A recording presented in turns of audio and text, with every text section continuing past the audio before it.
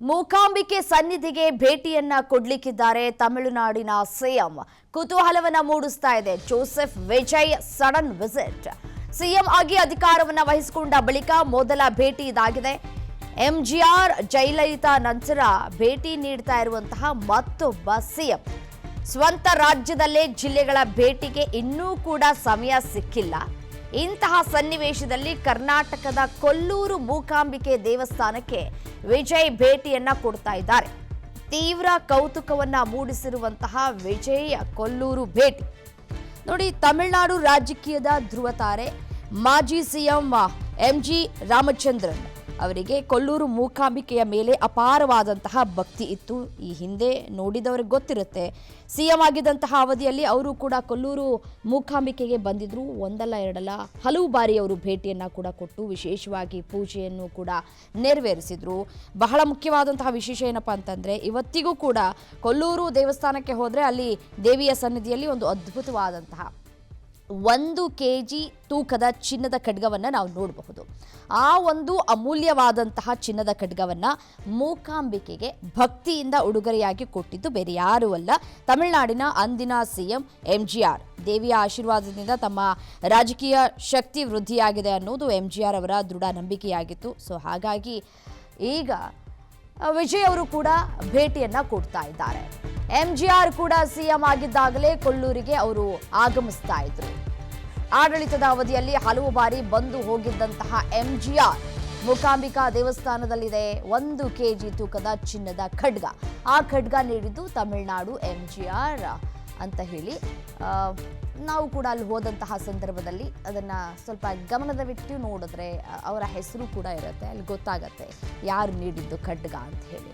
So ಈ ಬಾರಿ ವಿಜಯ್ ಅವರು ಕೂಡ ಭೇಟಿಯನ್ನು ಕೊಡ್ತಾ ಇದ್ದಾರೆ. ಸೊ ಸ್ವಂತ ರಾಜ್ಯದಲ್ಲೇ ಅವರಿಗೆ ಸಮಯ ಸಿಗ್ತಾ ಇಲ್ಲ ಭೇಟಿಯಾಗೋದಕ್ಕೆ. ಕೆಲವೊಂದಿಷ್ಟು ಕೆಲಸ ಕಾರ್ಯಗಳಿಗೂ ಕೂಡ ಅವರಿಗೆ ಸಮಯ ಸಿಗ್ತಾ ಇಲ್ಲ. ಅಲ್ಲಿನ ದೇವಸ್ಥಾನಗಳಿಗೆ, ವಿಶೇಷವಾದಂತಹ ದೇವಸ್ಥಾನಗಳು ಇರ್ತವೆ, ಅಲ್ಲಿಗೆ ಕೂಡ ಅವರು ಭೇಟಿಯನ್ನು ಕೂಡ ಕೊಟ್ಟಿಲ್ಲ. ಬಟ್ ಈಗ ಅವರು ಕರ್ನಾಟಕಕ್ಕೆ ಆಗಮಿಸ್ತಾ ಇದ್ದಾರೆ. ಅದು ಮೂಕಾಂಬಿಕಾ ದೇವಸ್ಥಾನಕ್ಕೆ ಆಗಮಿಸಿ ವಿಶೇಷವಾಗಿ ಪೂಜೆಯನ್ನು ಸಲ್ಲಿಕೆ ಮಾಡ್ತಾ ಇದ್ದಾರೆ. ಈ ಹಿಂದೆ ಇದ್ದಂತಹ ಸಿಎಂಗಳು ಕೂಡ ನಡೆದುಕು ಬಂದಂತಹ ಹಾದಿಯನ್ನ ಇವರು ಕೂಡ ಅನುಸರಿಸ್ತಾ ಇರೋದನ್ನ ಗಮನಿಸ್ತಾ ಹೋಗೋದಾದ್ರೆ ಅಲ್ಲಿ ಏನೋ ಒಂದು ಶಕ್ತಿ ಇದೆ ಅಂತಾನೆ ಅರ್ಥ ಅಲ್ವಾ. ಎಂಜಿಆರ್ ಬಳಿಕ ಅವರ ಉತ್ತರಾಧಿಕಾರಿ ಕೊಲ್ಲೂರಿಗೆ ಭೇಟಿಯನ್ನ ಕೊಟ್ಟಿದ್ರು. ಕೊಲ್ಲೂರು ಮೂಕಾಂಬಿಕೆ ದರ್ಶನವನ್ನ ಪಡೆದುಕೊಂಡಿದ್ದಂತಹ ಜಯಲಲಿತಾಗೆ ಸವಾಲುಗಳು ಎದುರಾದಂತಹ ಸಂದರ್ಭದಲ್ಲಿ ನೆನಪಾಗಿದ್ದೇ ಕೊಲ್ಲೂರು ಮೂಕಾಂಬಿಕೆ ದೇವಸ್ಥಾನ. ಆಪ್ತ ಜ್ಯೋತಿಷಿ ಸಲಹೆಯ ಮೇರೆಗೆ ಕೊಲ್ಲೂರು ದೇವಸ್ಥಾನಕ್ಕೆ ಭೇಟಿಯನ್ನ ಕೊಟ್ಟು ವಿಶೇಷವಾಗಿ ಪೂಜೆಯನ್ನ ಕೂಡ ನಡೆಸ್ತಾ ಇದ್ರು. ಮೂಕಾಂಬಿಕಾ ಸನ್ನಿಧಿಯಲ್ಲಿ ಚಂಡಿಕಾ ಹೋಮವನ್ನ ಕೂಡ ಮಾಡಿಸಿದ್ರು ಜಯಲಲಿತಾ ಅವರು. ಎಂಜಿಆರ್ ಬಳಿಕ ಜಯಲಲಿತಾ ಅವರು ಕೂಡ ಅದೇ ಹಾದಿಯನ್ನ ಮುಂದುವರಿಸಿಕೊಳ್ತಾ ಬಂದಿದ್ರು. ಇದೀಗ ವಿಜಯ್ ಅವರು ಕೂಡ ಅದೇ ಹಾದಿಯಲ್ಲೇ ಮುಂದುವರಿಸಿಕೊಳ್ತಾ ಹೋಗ್ತಾ ಇದ್ದಾರೆ. ನೋಡಿ, 2004ರ ಚಂಡಿಕಾ ಹೋಮವನ್ನ ನಾವು ನೆನಪಿಸ್ಕೊಳ್ತಾ ಹೋಗೋದಾದ್ರೆ ತಮ್ಮ ಆಪ್ತ ಜ್ಯೋತಿಷಿಯೊಬ್ರು ಬಲವಾಗಿ ಅವರಿಗೆ ಸಲಹೆಯನ್ನು ಕೊಟ್ಟಿದ್ರಂತೆ. ಸೊ ಹಾಗಾಗಿ ಜಯಲಲಿತಾ ಅವರು 2004ರಲ್ಲಿ ಕೊಲ್ಲೂರು ದೇವಸ್ಥಾನಕ್ಕೆ ಭೇಟಿ ಕೊಟ್ಟಿದ್ರು. ರಾಜಕೀಯ ಕಷ್ಟಗಳು ಕರಗಬೇಕು, ಎದುರಾಳಿಗಳ ಸವಾಲುಗಳನ್ನು ಧೂಳಿಪಟ ಮಾಡಬೇಕು ಅಂತ ಹೇಳಿ ದೇವಿಗೆ ಅತ್ಯಂತ ಪ್ರಿಯವಾದಂತಹ ಚಂಡಿಕಾ ಹೋಮವನ್ನು ಕೂಡ ಜಯಲಲಿತಾ ಅವರು ನೆರವೇರಿಸಿದ್ರು. ದೇವಸ್ಥಾನಕ್ಕೆ ಮಹಾ ಕೊಡುಗೆಯನ್ನ ಕೂಡ ಕೊಟ್ಟಿದ್ದಾರೆ ಜಯಲಲಿತಾ ಅವರು. ದೇವಸ್ಥಾನದ ಶುಕ್ರವಾರದ ವಿಶೇಷ ಅನ್ನ ಸಂತರ್ಪಣೆಗೆ ಅಂದಿನ ಕಾಲದಲ್ಲೇ ಅವರು 30,000 ರೂಪಾಯಿ ದೇಣಿಗೆಯನ್ನ ಕೊಟ್ಟಿದ್ರು ಜಯಲಲಿತಾ ಅವರು.